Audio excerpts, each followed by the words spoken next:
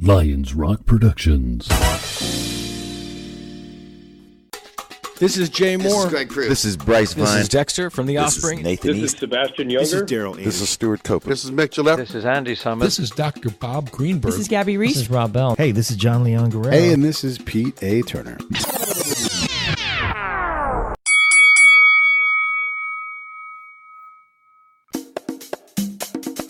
And now, the Break It Down Show with John Leon Guerrero and Pete A. Turner.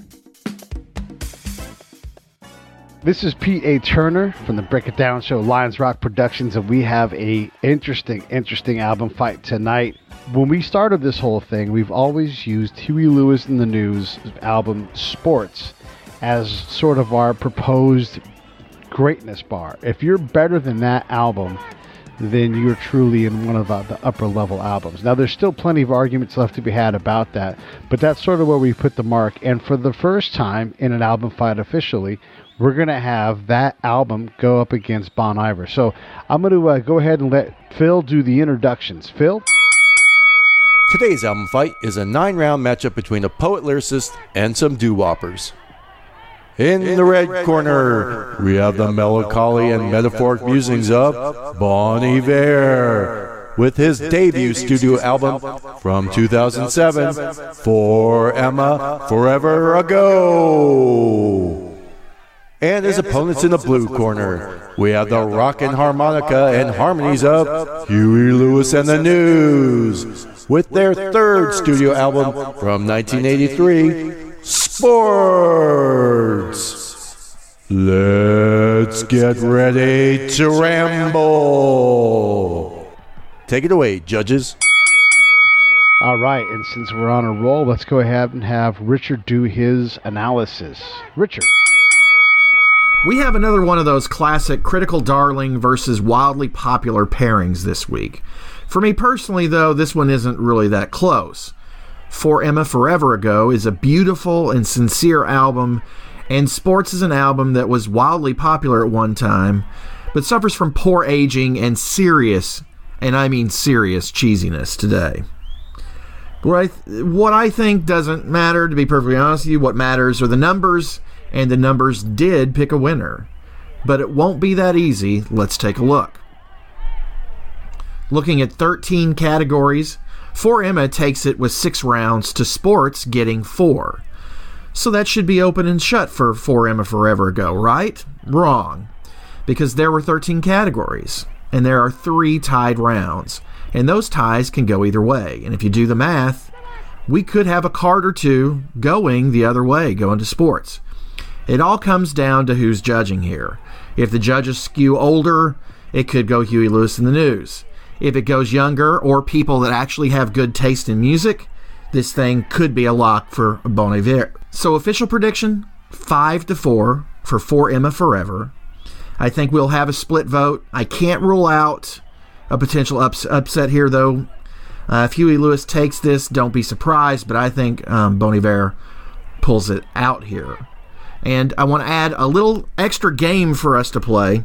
Anytime someone says, this song just gets my toes tapping, I want you to point at your device that you're listening to this on, whether it's your computer, your phone, or whatever, and I want you to laugh and scream, "Dad nerd," really loud. Let's have fun with this. Let's see if it works. Anyway, back to you guys. Okay, so we're going to get a little crazy with the analysis and a little side game. Okay, fair enough. Let's see how this goes. The judges tonight are, of course, Phil, triple duty green, because he'll be doing the artwork as well as judging, so thank you for coming down here and doing this. And, of course, we have Brian Theis from Benicia, the hometown Crow. And we have actually also a neighbor now of sorts in Orange County here. We've got Tony Alvarado in here with us. Hey, Tony, how are you? I'm doing great, Pete. How are you doing? Man, I'm excited about this. This is a weird one. You've done other weird ones. What did you pull from this fight in your research, Tony? Well, this was my first time listening to the Bon Iver album in its entirety, if you will. You know, I heard the one single a few times, and you know, Sports is like this legendary album that came out when I was a kid. I mean, me and my old man, we wore that album out so many times. So it was going to be interesting to see how the kind of new age folk stood up against this classic album that just seemed, front to back, just solid. Yeah. And Brian, this is your fight. You made it. Bon Iver up against Sports. What are your thoughts? I love both of these albums. I was 7 or 8 when Sports came out.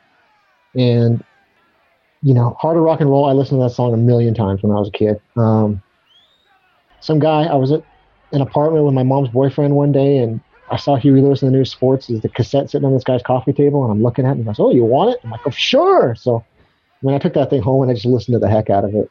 Bon Iver, when it first came out, I listened to it all the time at work. It's just one of those albums that I would put on at work and listen to twice a week just to fill an hour. Yeah. These albums are both just incredible to me. And Phil, you've got a pretty big catalog. Was Bon Iver part of your knowledge base? Yeah, I'm glad you're saying it right now. So it's Bon Iver, like good winter in French. Most definitely. So my current, the music that I'm listening to most is this kind of new American folk, and that includes like Lord Huron, and definitely Bon Iver is in that category as well. So I'm familiar with, I had never listened to this full album, but I'm familiar with and like Bon Iver quite a bit.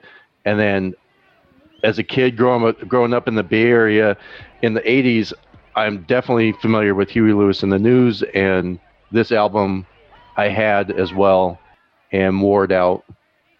And I probably didn't even have to listen to the songs. I knew I can sing all the lyrics, and I haven't listened to this album in 20-some years. Yeah, this album is easy to dismiss for a couple of reasons. One, it was sort of, I don't know, they used it in American Psycho, and it's sort of a funny thing, and it kind of took away from it. But you also, unless you were from that era and you realize just how many hits are on this album, it just kept coming.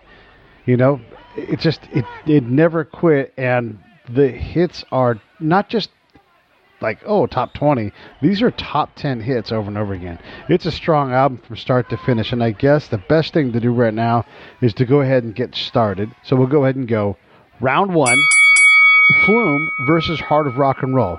Tony, what do you got for us? Yeah, so Flume was a great opener to this album. I thought the lyrics are fantastic on this album, top to bottom. This is not what I expected at all from this album. But, man, that first track on Sports, Heart of Rock and Roll, just gets you going. It just sets the stage for what's coming.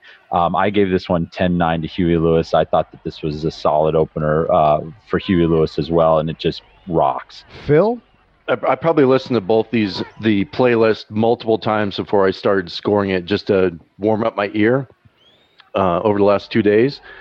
And my initial thoughts are, as I listened to it without scoring, wow, okay, Huey Lewis, especially as it starts out with Heart of Rock and Roll, is just going to crush Bon Iver, and he's not even going to have a chance. And then I sat down with my album fight listening ears, and for round 1, I started hearing things in for example, in Flume that I hadn't heard before. And, it's a very simple yet sophisticated sound that we're getting from Bon Iver in his little hunting hut in outside Eau Claire, Wisconsin. And the warm guitar intro is, I think, a constant across all these. He just has that nice acoustic sound, but then this mysteriously some weird sound. And I'm like, okay, what is that? Is that a stringed instrument? Is that a guitar that someone's playing like with a bow? I couldn't figure out what that was, but it caught my attention, and it was something I'd never heard before. And then he jumps in there with his falsetto, and it's like, okay, this is something different. One thing in both these albums, there's a common theme that I came across in multiple tracks, and that's this heartbeat sound that kind of permeates the music. And Flume definitely had a heartbeat to the song. The percussion in the background was giving us a nice heartbeat. The one lyric from this song that stood out to me was, "Leaving rope burns, reddish ruse." This guy's a poet. That's clear. His lyrics are definitely telling a story in his prose. And then we go to Heart of Rock and Roll. And this is, wow. I mean, again, we have the heartbeat, right? So with the harder rock and roll, it just starts out with a heartbeat, boom, boom. But this heartbeat might be a little too literal for my album fight listening ears, and it's full of catchy hooks. And if you listen very closely, when they're talking about New York, the guitar, it replicates the sound of a New York street with the honking. Honk, honk. There's a lot of creativity in the song, but then I just felt like it was just, I don't know, it just drug on too, like you could have shortened the song by a minute and been perfectly content, but it just drug on and on and on. And so I ended up going 10-9 Flume over Harder Rock and Roll, primarily because I just felt like they just drug it on and just wanted to show their musical chops with the harmonic or with the sax and the horns, and no. So I give it to Bon Iver. And Brian. All right, Harder Rock and Roll, it's so catchy. I really like the heartbeat intro. You got the hand claps and the saxophone. Those are all good things. When I was 7, 8, 9 years old listening to this, the line, backs it with a lot of flash, and it really, really kicks him in the pauses, right? You listen to it, oh, he's going to say this. No, he's not going to say it. It's radio friendly, right? It's just the simple stuff he did. As much as I appreciate the hand claps and the saxophone, I agree with Phil. It gets draggy towards the end. I think he could chop off the last 45 seconds to a minute. And, Flume, this whole album, it's a rebirth of sorts for Justin Vernon. He's in this remote cabin in the woods in Wisconsin. He's trying to get away from it all and make music. I think this song is the beginning of that. I am my mother's only one. That's enough. Sky is womb and she's the moon. He's all alone, but he's safe and warm. For a song and an album that was recorded in a cabin, it's amazing how you can just close your eyes and picture the music and picture the scenes that he's painting for you. And that being said, I gave this round 10-9 to Flume. All right, so a little bit of a split decision. We'll see how this continues. Let's go ahead and go round 2, Heart and Soul versus Lump Sum. Phil, start us off. Well, I didn't realize growing up listening to sports that Heart and Soul was a cover. And I didn't realize that until I did some research into the song. I didn't really care. They do such a great job with this song. The guitars that jump in, the guitar at the 55-second mark exactly just grabs you in the song. It's amazing. And the percussion is unique and interesting throughout the entire song. And as you get about 2/3 into the song, there's a nice guitar solo. And then after that guitar solo, this song just disappears. And I don't know what happened to it, but it just disappeared. And then, so this is a cover. The original, or the first recorded version of the song was by Exile in 1981. And so I went and listened to the Exile version to see just how did Huey Lewis and the News change it up with their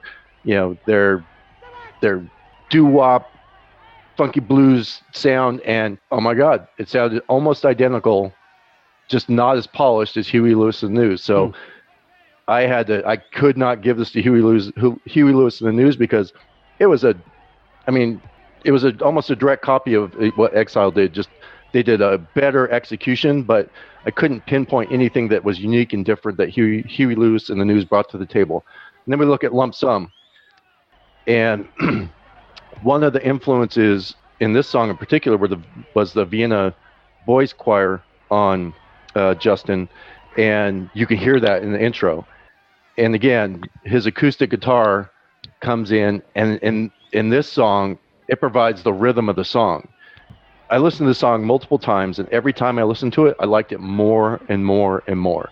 So even if it wasn't going against, if Heart and Soul wasn't a cover, I think Heart and Soul would have won.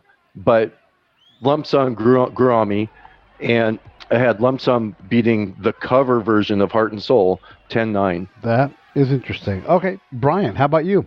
All right, Lump Sum. Yeah, I agree with Phil. This is definitely a song that grows on you. For me, I really like the strumming pattern that he has on the guitar. It's dun dun dun pause, dun dun dun pause, and I listen to it. Probably just try to listen to the guitar like 10 different times. Just is it a down up down pattern? Is it down down down pause? I just really thought that accompanied the lyrics beautifully, but he gets really metaphor heavy in the lyrics, and there's just a lot to dissect there if you're trying to listen to the song and figure out what he's talking about. Heart of Soul, like Phil said, it is a cover, and they don't stray too far from the original footprint, but everything is more polished. Everything sounds brighter when Huey Lewis and the News do it. The guitars sound sharper, the various percussive elements, the drums and the bells and whatever else they're banging on, it just sounds punchier. And to me, it was just a more fun listen, and I gave it around 10-9 to Heart and Soul. All right, lots of back and forth in this one. Tony, keep it going. Yeah, I'm with Brian on this one. I thought the Huey Lewis song, it's a cover, but I thought they did a great job with it. I thought it's one of my favorite songs on the album. I think it's my third favorite song on the album. So it's in the top third, I guess, out of the 9. But I really like how it just flows. I like it has good sound. It's a really fun song to me. I really liked it. The Bon Iver song, I thought it was kind of a step down from Flume. I thought that, like Brian said, there's a lot to unpack in there, and maybe I'm just being a little simple, and I just didn't want to go through all the work to figure out exactly what he was trying to say. I just wanted after hearing the Huey Lewis song, and I'm in a good mood, and then now I've listened to the Bon Iver song, and I wasn't so happy after that. I gave this one to Huey Lewis 10-9. Oh, wow. All right. This is exciting. This is fascinating. I love Bon Iver is such a great album, and it's just interesting to hear how you guys are looking at this. Let's go ahead and go round 3, Skinny Love versus Bad is Bad. Brian, start us off. Bad is bad, cool is the rule, but sometimes bad is bad. This song, it's campy, cheesy, 1983 dirty barroom blues. It's got that nice strolling beat, and Huey's storytelling just makes it work so well. Across the street, a neon sign, all you can eat for $1.99. All that old stew is the baddest in the land, but $1 worth was all that I could stand. Even the harmonica solo in the song, it seems over the top, but it just works. And that's a credit to Huey and the band that they can make this song so much fun to listen to. But it's going against Skinny Love. And I think this song, it was featured on at least once on every network drama in the late, 2000 aughts, and what a song it is, Skinny Love. We're not talking about a meaty love or a healthy love. This is love. It's just hanging on by a thread. Not so much because of love, but because of they feel the need to be loved. He jumps right into it with, come on, Skinny Love, just last the year. Pour a little salt, we were never here. Staring at the sink of blood and crushed veneer. They're just trying to make it through the year, with the pain that they're going through and the false front of this relationship. And it's the way he presents it. Just, wow. So, this was an easy 10-9 for Skinny Love. Tony. All right. So this one, I'm the opposite of Brian, because Bad is Bad is my favorite song on the album, as cheesy and corny as it is. Just because, like you said, it works. It's just one of those songs that's just, I don't know, I could just see myself just sitting in the pub, just listening to it and just kind of grooving along to it. And I love his storytelling as well. I love the last part of the song where he says, "I love you, Huey," was a note I read, but there's a strange pair of shoes underneath the bed. And that just hits for me. And yeah, Skinny Love's a good song. That's the one that I remember hearing on the radio the most. The lyrics are very good, and he is saying, let's just hold on. Bad is Bad is just one of those songs that it just works. And when I found out that Huey had written that song when he was with hanging out with Thin Lizzy, and that Thin Lizzy actually played that song but at a faster pace in some of their shows, I was like, whoa, that's pretty cool. So I gave this one 10-9 Huey Lewis. I like it. Yeah. Let's keep on going here. Let's go. Phil, give us your round 3. Well, so I'm not going to be as kind as Tony on Bad is Bad.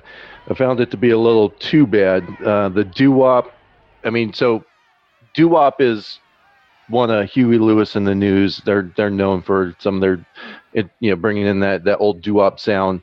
But in this song, it just felt really gimmicky. They had really good harmonizing, and the harmonica was a nice touch. But I don't know if you ever saw the show Where in the World is Carmen Sandiego? This song reminded me of Rockapella singing on that show. I loved Rockapella on that show. And Hank's Hammer. I couldn't get it out of I could not get it out of my head when I heard this song. And then you're going to get Skinny Love, which is one of my favorite Bon Iver songs. And just the lyrics, my. I love that lyric. My kids sing that lyric when it comes on. They're 8 and 11. I mean, they shouldn't be singing Bon Iver. I mean, this guy's so deep but anyway, the simplicity of the song is fantastic. It's not complicated. The lyrics, staring at the sink of blood and crushed veneer, it makes you think, like, what are you talking about?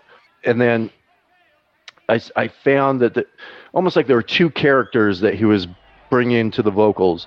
One was, nice and compassionate in the falsetto, and then there's an angry voice that comes out, and it's just kind of maybe not good versus evil, but these two characters that are, hey, I'm angry, but then, hey, I can step back and reflect. But I had this 10-9 Skinny Love over Bad is Bad. All right. Well, let's go on to round 4. This ought to be interesting. I Want a New Drug versus the Wolves, Act 1 and 2. Let's go ahead and have Tony start us off. Tony? All right. Well, I'm just riding the Bay Area train right here because I Want a New Drug is like, and this might, I try to put my album fight listening ears on and when I'm listening to these songs, but I can't help but when I'm listening to Huey Lewis, I just think back to when I was, 10, 11, 12 years old listening to these albums and just all the fun things about it. This song is just telling, he's trying to get what he wants, and I love everything about that. The Bon Iver song, I thought this one kind of was maybe a minute and a half too long, especially when it got to the end. It's just repetitive, and I think that Huey Lewis is in a good place. He's having a great time. He mixes it up with the little Bad is Bad. Then he's like back to the fast pace with I Want a New Drug. I thought that was really good. 10-9 again, Huey Lewis. He just keeps on bringing it. All right, well, let's go ahead and go Phil. So I agree with Tony. I Want a New Drug. So the one thing I'm noticing in between these two albums is you got one guy sitting in the cold Wisconsin winter in a hunting cabin, kind of singing about being by himself and being a little bit depressed about his past relationships and things like that, versus Huey Lewis and the News. They just want you to get up and get out of your chair and move. And I think we have a contrast in emotional states with these two albums. And I Want a New Drug is exemplifies that kind of let's get you moving. The guitar from the get-go, it revs you up and like you just popped a bunch of no-dos or drank 10 cups of coffee. Boom. And then it's got a catchy guitar hook. Like almost all these Huey Lewis and the News songs have a catchy guitar hook that just snags you and won't let you go. Interestingly enough, this is a love song. Who knew, right? This is a love song by Huey Lewis and the News, and great sax solo. Wouldn't expect anything less. I mean, we all know the song. What we didn't know was it was only written in a couple minutes. Can you believe that? I mean, it's a fantastic, catchy song, but it was only written in a few minutes. And then what I didn't know about this song was Huey Lewis was slated to help write the score or the theme song for Ghostbusters, but he had to pull out due to conflicts with Ray Parker Jr. wrote the Ghostbusters theme song, and Huey Lewis ended up suing Ray Parker Jr., claiming that the Ghostbusters theme song stole his melody, and they settled out of court. Apparently, Ray Parker Jr. did steal the melody from Huey Lewis. So I didn't know that little tidbit. Sorry, I didn't even talk about the Wolves. I'll do it really quickly. The one thing that was different and unique about this song was the use of multi-track vocals to provide depth. And so I feel like Justin's now expanding as he's sitting in this cabin. He's able to do more and be more creative and add things. I agree with Tony. It was a little long and there was some odd percussive elements towards the end of the song. Yeah, so I had it 10-9. I Want a New Drug over The Wolves. Alrighty. Brian? Yeah, you're both wrong. You know, in the Wolves, you got the breakup and you got the breakdown. You know, it starts off, someday my pain will mark you. Harness your blame, and walk through. You know, there it is. You know, someday you'll feel like I do, but for now, just pack up and go away, you know. As the song goes along, it feels right. You do start hearing those two voices that overtracked. You know, one's lamenting, you know, what might have been lost, and the other one's saying, don't bother me. And then you got this one final, what might have been lost, and then you got that cacophony of sounds that Phil was talking about. You got the banging, grating, crashing. You know, that's his breakdown. You know, he's running around. His pots and pans and dishes and books and CDs are getting thrown all around the house. And then I think that's the end of Act 1. You know, the song's titled "The Wolves," Act 1 and Act 2. And then Act 2, he goes back to the someday my pain, but he sounds just broken. Hey, this is John Leon Guerrero, co-host of the Break It Down Show and fellow producer here at Lions Rock Productions. And I'm proud to announce our newest show. It's called Justice. Season 1 is going to be a deep dive into some of the cases I personally worked on as a licensed private investigator, and you'll get a unique view into the criminal justice system that may just challenge some of your personal notions about how it should work and open your eyes in ways you never imagined. So keep your ears open for Justice, a brand new podcast from Lions Rock Productions to iTunes, Stitcher, and wherever you get your favorite podcasts. He goes back to the someday my pain, but he sounds just broken. And I think that's probably the original voice just breaking down. But I can also see it being the don't bother me voice from the previous act that's actually starting to feel the pain.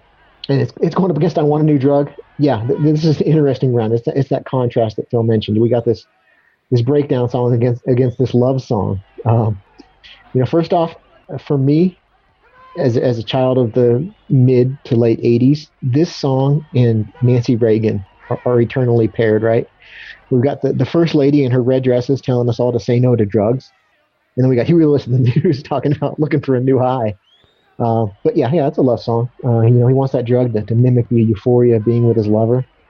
I love the driving sounds, the saxophone, you know, the over-the-top imagery. You know, he's looking for a drug that won't make him nervous or won't make his eyes too red or make his face break out. You know, it's like an after-school special or like a Growing Pains style 1980s warning about drug use and signs you look for in your friends. But in the end, though, I gave this one to the imagery that I saw in Wolves, and I gave it to him 10-9. Brian, were you impacted at all by all the videos? Because that's one of the things that Huey Lewis and the News did well, was get on MTV and do a great job with especially this album. I have seen all the videos in my life. I intentionally avoided them in the album fight. All right, fair enough. I just wanted to focus on the songs. Yeah, no, I get it. Tony, how about you? You know, I knew about the videos. Like, I think the video, I don't want to give too much away, but I know the video for If This Is It is kind of one of those that you always remember with the heads on the beach. Yes. But I was the same. I mean, yeah, we've seen him all before, and he was great at getting on TV. But no, I didn't even think about the videos when I was reviewing these albums. Now that we're through round 5, just past the halfway point, I wanted to check in with you guys, and we're looking at the scoring cards. Thus far, we're tied. Does that surprise you at all, Phil? It surprised me. So on my scorecard, I had Bon Iver taking the first 3 rounds, and I was like, what the hell is going on? That's not how I saw this turning out. You know, maybe Skinny Love, but the first 2, especially in my preliminary listens, I was like, there's no way that it's going to be Heart of Rock and Roll and Heart and Soul. No way. And in my deep listen, you know, it showed that it did beat those 2 Huey Lewis songs. But now, as we, you know, enter round 5, I feel like maybe Huey Lewis and the News is going to turn it on a little bit. Yeah. Brian, what about you? Does it shock you to hear that it's tied up between all 3 judges right now, just in terms of total points? Yeah, it does, actually. 3 songs by Huey Lewis that are 4 songs, heck, so far, that are just radio hits, MTV hits, you know, Heart of Rock and Roll, Heart and Soul, you know, Bad is Bad, and I Want a New Drug. They're all songs that I sang along to the entire time I was doing this album fight. So, I'm surprised that weight hasn't carried Huey Lewis out to a good sized lead here. Yeah. And what about you, Tony? Any thoughts halfway point points wise, the whole thing's knotted up. With all the disagreement aside. Yeah, I'm super surprised. I thought that the basically the upbeatness, that's a word, of the Huey Lewis album, I thought that would just destroy the Bon Iver album, and Bon Iver's hanging, and so I'm very surprised. Well, let's go ahead and see what happens in round 5. Walking on a Thin Line versus Blindsided. Go ahead and start us off, Brian. All right, Walking on a Thin Line. Back when I was in an album fight and we had REM, I stated that I deducted credit from Orange Crush because I thought it was too sugary poppy for being about the Vietnam War. And you got in trouble for that. Yeah, Richard disagreed with me, but I'm going to stand with what I said, and I'm going to do the same here to a degree. I know that REM has the range to make that sound more serious. I don't know if Huey Lewis and the News quite has that range. I think the lyrics have power, about vets returning home, walking on a thin line straight off the front line, labeled as freaks, loose on the street of the city. I know when my dad came back from Vietnam, he told me a couple of stories, especially about going back to college, that would back those words up. But the delivery and the accompaniment, it is that fun, poppy Huey Lewis and the News package. And I think they try to make it heavier. They have the bassy synth sound in the intro to make it sound darker, but it just doesn't get there for me. And Blindsided, this is another song that's heavy on the metaphors, but this one to me is more visual. Riding your bike downtown, the black crow against the white snow, the taut line. These are all things that I can visualize. What do they mean? I'm going to give you my take. The crow, it can be a symbol of death or an omen of death, and I'm getting that somebody is dying, but he feels like it should be him. He's crouching like a crow, watching through the window as this is happening. He repeats, for the agony, I'd rather know. And he kind of spins out of control, asking, would you really rush out for me now? Would you come out here to save me if you knew that it was me? He feels like he's not worth saving. The words, they're coming more frantically, and the music starts to spin out of control, and they snap back. Taut line, down to the shoreline, the end of the bloodline, the moon is a cold light.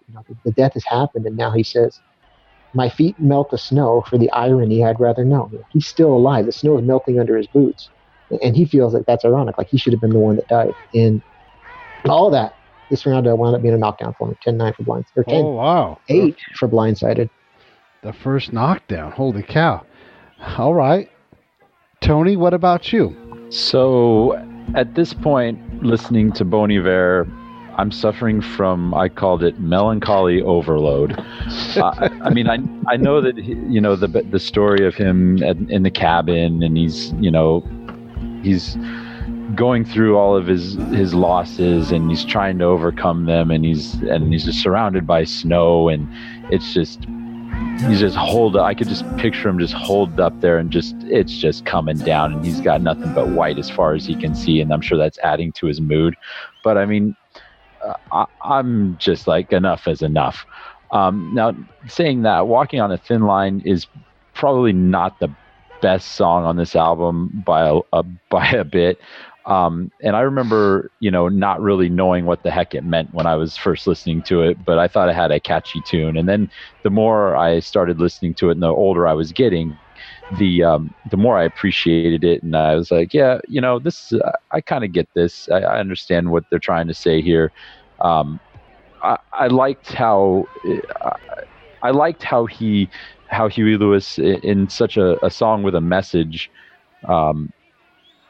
tried to keep it upbeat, and I thought that was important to the song, and it just fits right in with the album, kind of like a transition onto that side 2 here. I gave it 10-9 once again to Huey Lewis. All right, more of the same for you. You got Huey Lewis finding range and blasting Bon Iver in the nose. Phil. Oh yeah. How do you have it? Well, this is probably one of my closest rounds, I think, between the two songs. I'm looking back at my notes. I don't recall that I had anything that was this close. So round 5, it could have gone either way, in my opinion. But I think it really came down to the message. And I get what Brian's saying with Walking on a Thin Line. The message may not necessarily match the tone of the song. I mean, in my notes, I have exactly what Tony just said. It's a very catchy tune. Hey, this is a catchy tune. But can you have a catchy tune with a serious message? I don't know. But at least it started out with an ominous intro that that said, hey, maybe this is a little bit different than what you're used to from Huey Lewis. But then it jumps in and it's a rockin' song. We go to Blindsided, and again, we got Justin using that guitar as the rhythm or the percussion of the song, and and I hear what sounds like another heartbeat in this song, and again he uses the multi-track vocals, except in I don't know if you listen to this song in headphones, those multi-track vocals, he uses it's in stereo, so one is in your left ear and one's in the right ear, which I found is it like that you got the devil on one shoulder and the angel on the other, that kind of thing. It was very interesting to me to have those two voices and one in each ear. And then he's telling the story through his poetic verse. It was really, really close round for me, but I went with I liked the message that Huey Lewis was trying to get across in Walking on a Thin Line, so I had that winning 10-9 over Blindsided. Wow. All right. A close one. Let's go ahead and go round 6. Finally Found a Home versus Creature of Fear. And Tony, why don't you start us off?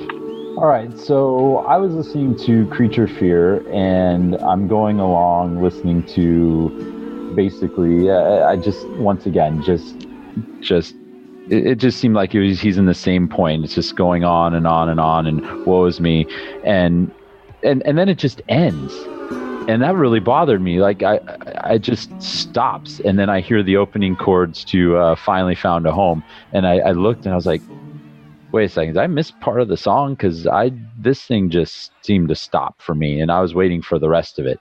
So I went back and I listened to it again, and I felt like he had something else to say, and it just, nope, that was the end.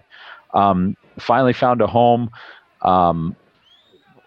It's a good song. I like it. I like what he's trying to say there. I like that he's talking about not being, like the kid that he's supposed to be, that everybody wants him to be, and then he turns out to be this rock star. It's kind of cliche, but I kind of dug it. But that Creature Fear, the abrupt ending, just really stuck with me and really bothered me. So 10-9 to the Bay Area boys again.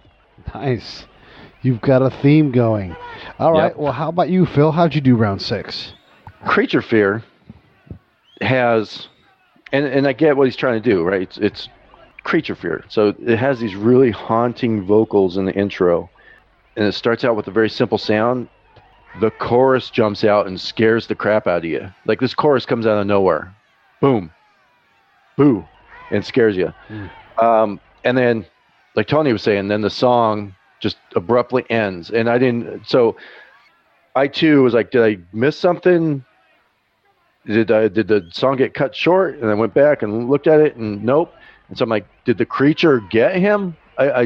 So I was a little, maybe I didn't understand the song or what he was trying to do, but it caught me a little off guard that it just fell off the end of a cliff. And then Finally Found a Home. It's a nice catchy tune from Huey Lewis and the News. Who would have thought these guys could do catchy tunes? The intro, though, really, I'm listening to it, I'm going, did Bon Jovi sit in on this one? Because it had a very Bon Jovi vibe. And then it is, so I'm starting to see a pattern here. Huey Lewis and the News is following a formula. And most of these songs have their little catchy hook. Yes. There's definitely a formula involved. But the one thing that was different that I wanted to note was Chris Hayes really shines on the guitar in this song, and give him a shout out for really making himself separating himself from the rest of the band in this song. I had this Finally Found a Home 10, Creature Fear 9. All right, Brian, close out this round for us. All right, yeah, Creature Fear. The title of the song, the way it's written, is Creature Fear. Like Creature from the Black Lagoon. But I actually hear Create Your Fear. And so you're gonna have to hear me out on this one. The song, it's in 2 tempos. You got the slower melodic parts where he's lamenting and doubting his actions. And should I have done this? Did I do this wrong? And then he picks up the pace and he's yelling at himself. Don't do this to yourself. You're tearing yourself apart. The last couple verses, you can really hear it when he says, "Don't let it form us. Don't let us form us." The Creature Fear. So did he foil his own? Is he ready to reform? He's like, cut it out, you Nimrod, you're ruining yourself. The one thing, both of them mentioned it already, is it ends too abruptly. And for me, it ends too abruptly because in my album fight, snake style playlist, it goes straight into the ba-da-da. Finally found a home. And here we go. I said it before in an album fight, but I have a major soft spot for songs about making music or the power of music, like Jukebox Hero by Born or I Still Believe by Frank Turner. Even The Heart of Rock and Roll, was kicked off this album. And this is one of those songs. He's been lost, been in and out of love. He's not fitting in, but here in this band, making this song, he's at home. It's just a fun song. Like Phil mentioned, he's got the cool guitar. It's got a real nice beat, popping drums. And that's enough to swing this round to Huey, 10-9. All right. Well, that's a bit of a surprise. Here comes what I think is going to be an interesting Burford round here. Round 7, team versus If This Is It. This might be it. Let's see how we do. Tony, go ahead and start us off this round. So I thought If This Is It was just, it's the quintessential single from this album. I thought, it's very, very catchy. Once again, like Phil said, we have a pattern here. We have a formula. And, I was on a previous album fight with ZZ Top, and ZZ Top has this formula where they're just going to, do what they have to do, and you're going to like it. They're going to play 3-chord songs, and you're going to like it. And they're going to do that the entire day. And Huey Lewis is just doing their thing. They got a catchy song. I think the line that I liked the best was the one where I think it goes, you've been thinking and I've been drinking. And I think we've all been there many times. And that kind of relates. I can relate to that. And I didn't think the Bon Iver song, short song, and in this format, it just didn't play. It just, Huey Lewis this is the round for me where he's been pushing, and finally he knocks Bon Iver down, 10-8. All right, a knockdown, pretty big deal. Phil, how'd you have it? Yeah, I agree with Tony. If This Is It, the guitar in the intro just it sings. In my notes, I have it. It sings beautifully. The guitar is doing some of its own vocals. We reintroduced the doo-wop. This time it's not doo-wop, it's oo-wop, but we'll count it. And then the harmonizing really, it made me think of the Beach Boys. I was like, wow. It almost, I don't know if it's if they're tributing or honoring the Beach Boys, but it really gave me that Beach Boys vibe. And then we go to Team. You got the bass and the snare. They're setting the tone, but this is just an interlude between two songs. It's a transition piece, and it's not really something that I don't think is meant to stand on its own, especially not in an album fight against If This Is It. So I agree with Tony. I had this 10-8 Huey Lewis knocking down Mr. Iver. Yeah, another big one. Wow. All right. Well, let's see what Brian has to say. Brian? If This Is It. Skinny Love was Bon Iver's song about a relationship that was hanging on for the sake of hanging on. And this is how Huey does it. No metaphors, no interpretation required. Just, hey, if you don't want to be together, just let me know, we can move on. That's not going to hurt me. It's well done. A little bluesy, a little schmaltzy, but it's straight to the point.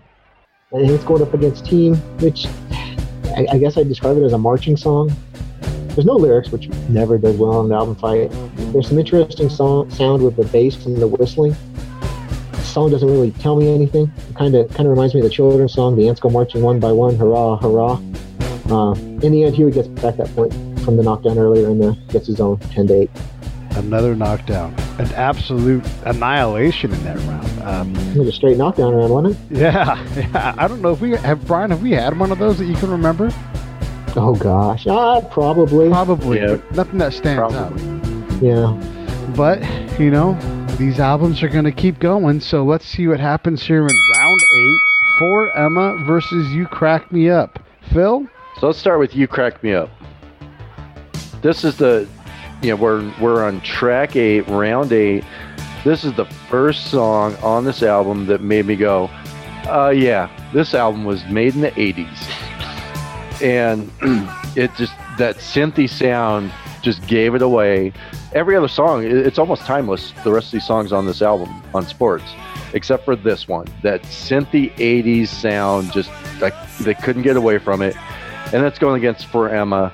And it's just, this song's a very beautiful song. The introduction of the horns was fantastic. And the Emma supposedly is, Justin has said that it's not a person, it's a place that we get stuck in, and it's a pain that you can't erase. Well, I don't believe him. I think he's just trying to hide. Emma was a girl. Emma was the middle name of Sarah Jensen, who played sax in one of his earlier bands called Mount Vernon. So he can try and say it's not about her, but I think it's about her. But it's a beautiful song, and I had that beating You Crack Me Up 10-9. All right. Well, let's have Brian. How did you have round 8? Okay, for Emma, if team in the last round was a march, maybe it was him marching off to do battle with this mythical Emma, the titular entity that sent him into this tailspin and landed him alone in a cabin outside of Eau Claire, Wisconsin. The line, saw death on a sunny snow, it takes me back to that image of the black crow on white snow and Blindsided. Later he confronts some of the issues from Skinny Love and says, go find another lover to bring, to string along. With all your lies, you're still very lovable. I think now that he's confronted Emma, I'm putting Emma in quotes because, like Phil said, there was an Emma, but there wasn't an Emma, and there might have been more than just Emma that led to him being in this cabin. But now that he's confronted her, I think he's turning a corner, and you can hear that on the way out of this song. There's the trumpet and the trombone, and it's like they're playing two different songs. The trumpet has this bright, uplifting sound, and the trombone is dark and draggy. And at the end of the song, I hear the trumpet winning. And You Crack Me Up, yeah, I agree totally with Phil. This is a fun song. I really like it. It's got that generic 80s fun song beat.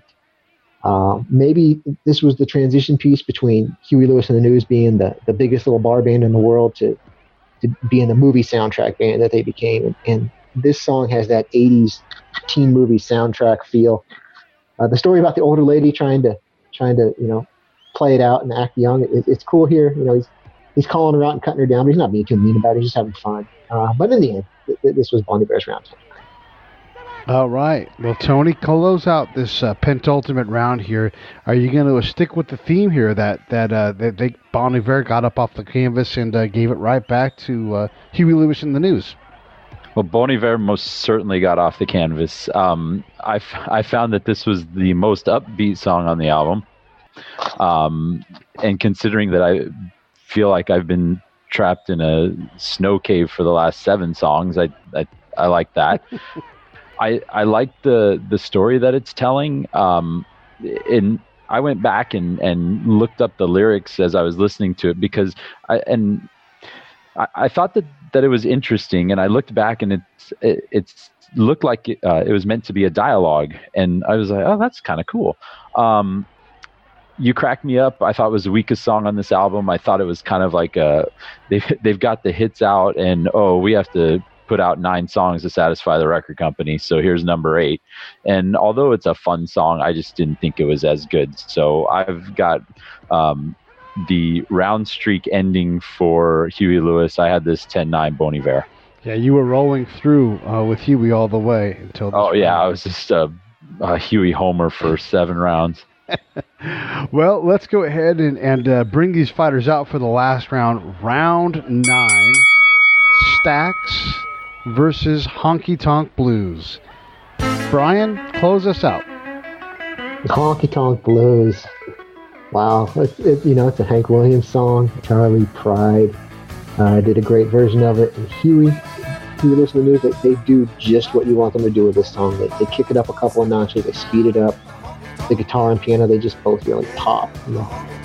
I called earlier Huey Lewis and the News the biggest little bar band in the world, and for a bar band, this is the one that gets the dance floor filled up and moving. RE Stax, regarding Stax, I read where Justin Vernon said that he added the RE to the title to amplify his point and let the listener know that this song was about the stacks. So let's get into what he says about the stacks. He says, on your back with your racks as he stacks your load. In the back with the racks as he stacks your load. In the back with the racks and you're unstacking your load. The first two lines, the load's getting stacked, things are piling up higher and higher, and everything's led him down into this desolate cabin is getting stacked up. But the last line, he's working through that. He's unstacking the load, and he's processing everything. The crow, it makes another appearance, but it's not dark and ominous this time. The crow is teasing him, dangling his keys, playing keep away. Those keys, they represent the answer that he's looking for. In the last verse, he says, "This is not the sound of a new man or a crispy realization. It's the sound of me unlocking and you lift away. Your love will be safe with me." There it is. Nothing much has changed. He's still himself, but he's finally able to let this Emma go. He'll always love her, but he's able to move on. In the end, on the way out, there's silence. And then you hear the sound of someone entering the room and checking the answering machine. Beep. There's no messages. He doesn't need to contact her anymore. He's moved on. And that right there gives him around 10-9. 10-9. All right. And then let's have Tony's analysis for round 9.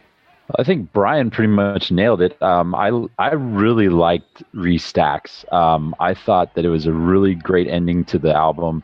I thought as well that he seemed to finally come to peace with what was going on, and he's starting the road to recovery. And I after following up for Emma, I thought this was a good song because it's like, okay, now we see that he's turning the corner and he's going to move on in another direction, and finally he can leave this cabin.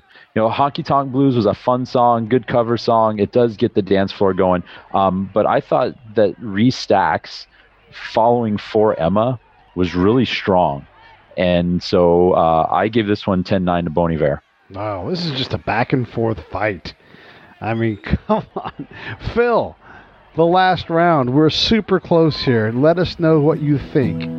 So, in regarding stacks, and Brian, your analysis is just off the charts with, reading into all the poetry and everything. Just incredible. From a musicality point of view, the falsetto vocals, again, by Justin here are absolutely gorgeous. And the interesting thing that I noted was the guitar stays out of the way of his vocals and just lets the vocals shine and lets the poetic storytelling happen. All my love was down in a frozen ground. I mean, this guy is, he is a poet trapped in a cabin in cold Wisconsin.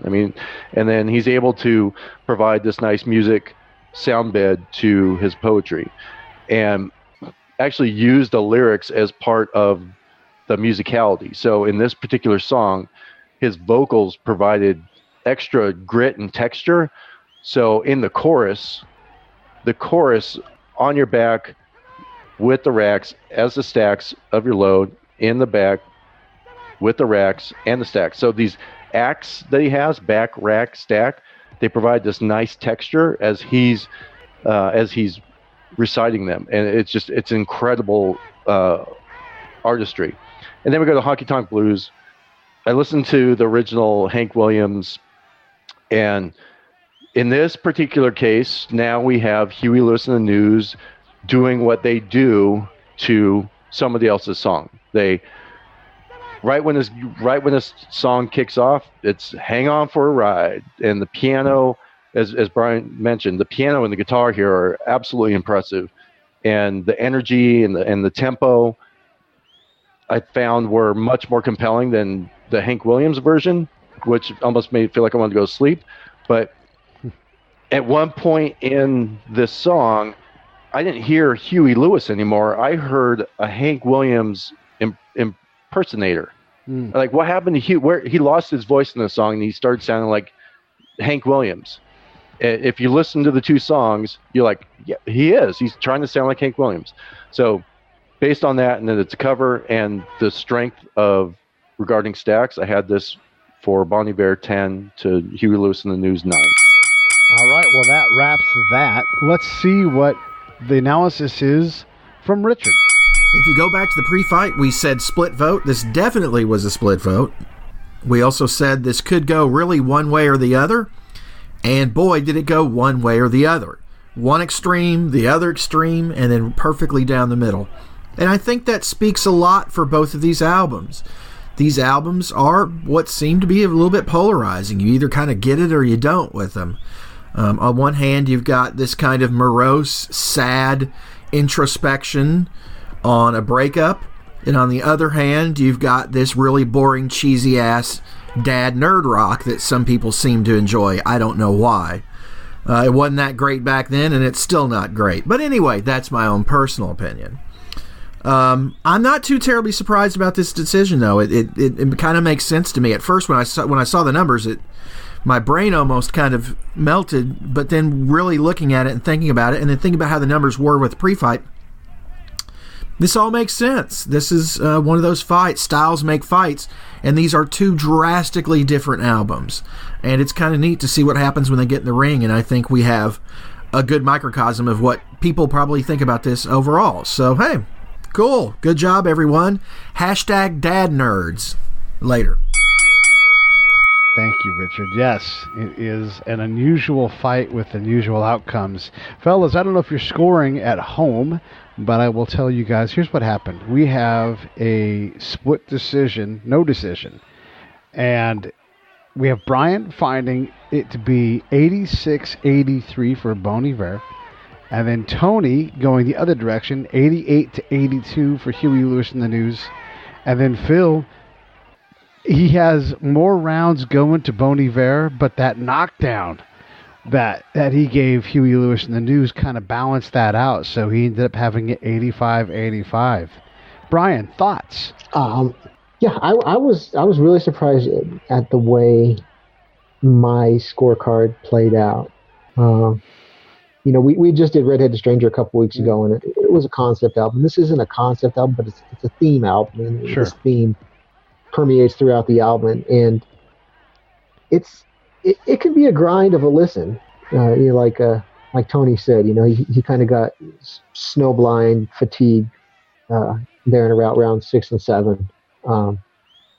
So yeah, I was really surprised, especially the strength of Huey Lewis and the Sports, and the fact that 6 singles came off of this album. The fact that I had it swinging towards Bon Iver actually surprised me in the end. And then, Tony, you had it similar to me, and when I scored it, my unofficial CompuBox number kind of mirrored yours. But I found I got myself into a groove with Huey Lewis and the News, and it's kind of rainy here where we live today, and I was like, I just didn't, Bon Iver put me into that ice cave like you were talking about, and my mood definitely was wanting more Huey Lewis in the bar with a long neck having fun. What tinted your flavor? Pete, that's a great analogy. I mean, it was just kind of like, when you think about it, it's just kind of adding on to the dreariness. And there's a point where no matter what the band is, enough's enough. Give me something fun that I can listen to and get all these cobwebs out. And like Brian said, 6 singles coming off of Sports. It's one of the best albums of the 80s.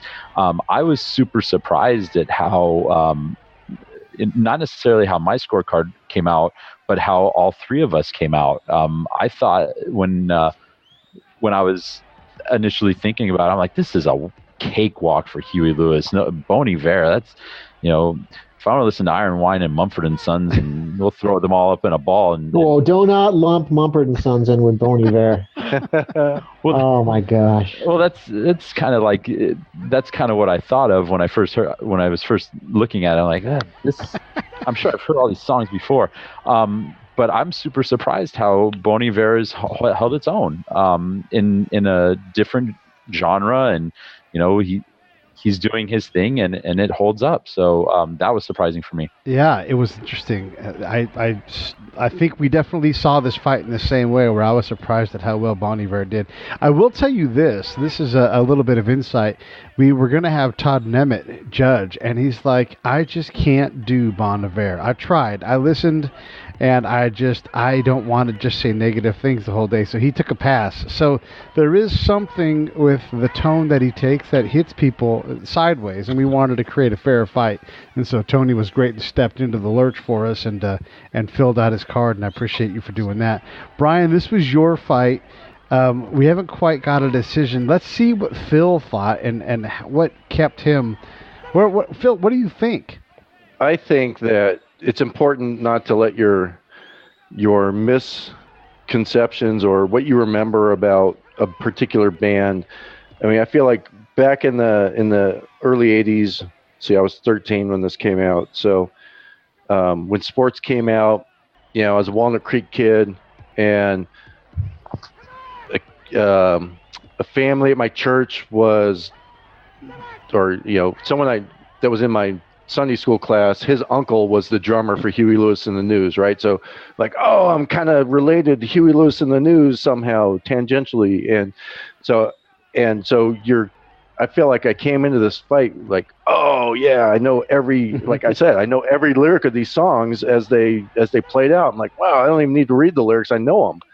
And versus the flip side on Bon Iver, I'd never listened to this album, but Skinny Love pops up on my Lord Huron Pandora channel quite often, and so I'm familiar with that sound. And I was surprised that, one, I didn't realize this guy was such a poet and had something to say that was beyond just senseless lyrics, right? And so that was the important thing to me, was really taking time to listen to his lyrics, and probably all these other singer-songwriters that are kind of this new American folk that I'm kind of listening to now, really diving in a little bit deeper into what they're trying to say and what's the message they're trying to get across, as opposed to Huey Lewis is pretty literal in what they're doing, and there's not a whole lot of metaphors going on.